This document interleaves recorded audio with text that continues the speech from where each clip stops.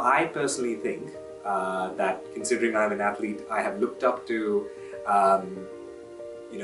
female athletes from my country in India, like PT Usha, Hima Das, Saina Nehwal, Sania Mirza, and Smriti Mandhana, people who've actually broken the typical stereotypes and who have actually, let's say, proved to the rest of the women in my country that you can achieve as far as you know how to dream, and you fight for your dream and for your rights.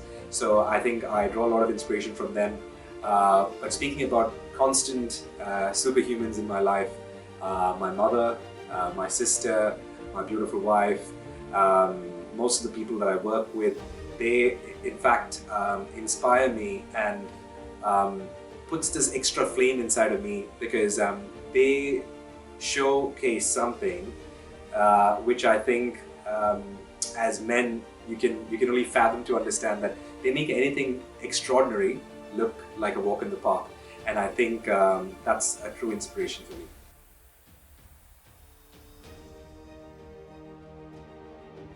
Now, when you look at certain sectors, the male to female ratio is decently good. When you compare it to some of the other sectors, the male to female ratio is pretty slim. Women don't get the exact amount of promotions, and they don't get a seat at the big table compared to the male counterparts, and same goes for the pay as well. Now, the sector that I work in, the health sector, I think it's very progressive, and I can see a lot of the superior positions are held by women due to their hard work and their perseverance, and at the same time the skills that they have honed over years. And I personally think that as a society, we need to move ahead if we need to get to the destination. And it's not going to be easy, but at least I hope we can move ahead and respect talent, skill, hard work of any human that brings it to the table. And I hope we can break those stereotypes and move ahead in achieving this.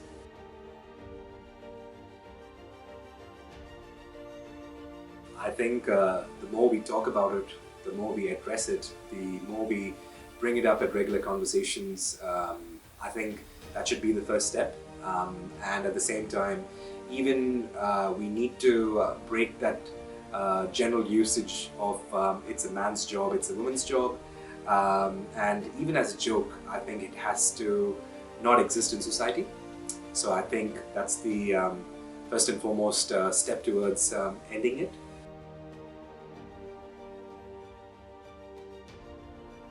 I understand it's celebrated on the 8th of March. Yes, is it a global event? It is a global event.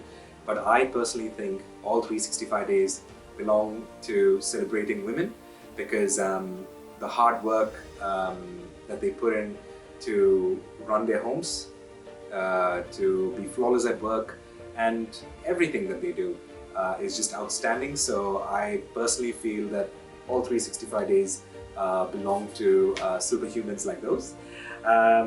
Now, I also personally feel that it's also a day to observe, rectify, take a step back and see and make note of all the barriers that are still active in 2023, and would we do something different to make sure that at least by the end of the century we won't have people divided into or facing challenges because of gender, socioeconomic status, religion, anything that acts as a barrier. And so I'm literally hoping that that would be the end result. Strong mind and body will keep you physically, emotionally, and mentally strong. You should be your own inspiration to go out there and conquer the world. Always try to focus on bringing out the best version of you. And remember, even if you're exposed to too many negative or positive comments, embrace it, relax, digest it, and remember, zoning out the negative comments is easy, but embracing it is also important, because digesting the negative comments also acts as a constructive way of improving our own selves. And remember, there's nothing wrong in people hating us, because the tree that bears the most beautiful fruit often gets the stone. Happy International Women's Day.